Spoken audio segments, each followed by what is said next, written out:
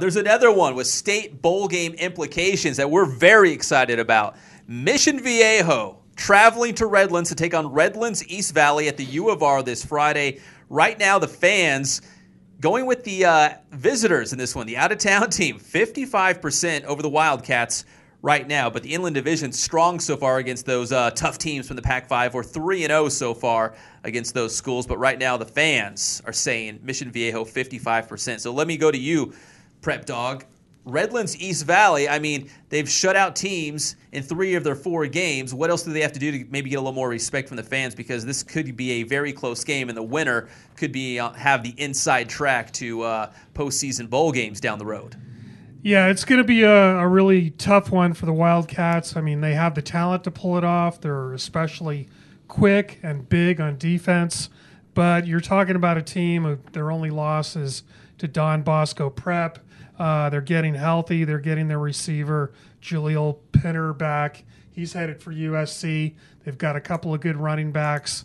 I like Mission Viejo in this game, but not by a lot. Yeah, I think Mission Viejo, as of last week, was something like number 3 in the state. Don Bosco Prep from New Jersey, and they're the number 1 ranked team in the nation. So, I mean, their one loss for Mission Viejo is a pretty good team that they lost to. There's a good look at Mission Viejo. So, EPJ, do you think Rev can pull it off, or is Mission Viejo just too loaded in this one?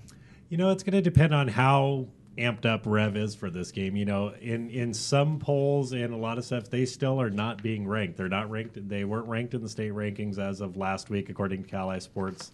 They barely made, the Southern California top 20 in those same rankings. So this could be a lot of people know Rev's a good program. A win here over Mission Viejo definitely puts them on everyone's minds out there.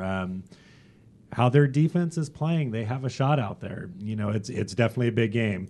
We kind of took a step back on them when they only beat Dorsey 14-12, but now we have to look at Dorsey as a strong team because Dorsey just beat Alamany, which was a top 10 state-ranked team to start the year. So I think Rev, another one that goes deep into the second half is a close game, but Mission Viejo, like John said, getting healthy, getting some of their top players back, I think they pull this one out at the end. Now, I believe it was the ESPN Rise rankings I was looking at had Mission Viejo 3 and Redlands East Valley not even ranked. Yeah. If Rev can pull this off, do we start talking about Rev in these state bowl games? They still have a long way to go in terms of that state bowl, but it definitely causes them to go. Like I said, right now they're number 20 in the South rankings, or something like that, and this could jump them up as many as 10 spots as they go in there.